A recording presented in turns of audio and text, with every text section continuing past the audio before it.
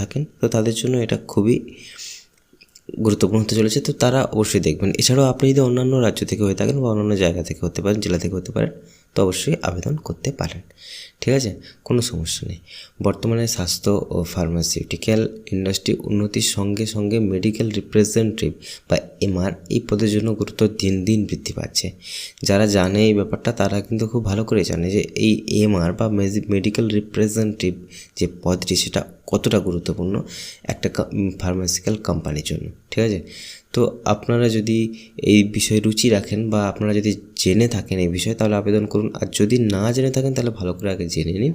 যদি না জানতে পারেন অবশ্যই কমেন্টে জানাবেন যে আমরা এই ফার্মাসিক্যাল বা এমআর মেডিকেল রিপ্রেজেন্টেটিভের জবটা কী এবং কীভাবে কাজ করতে হবে। আমি তো এখানে শর্ট বা সংক্ষেপে আলোচনা করে দেবো।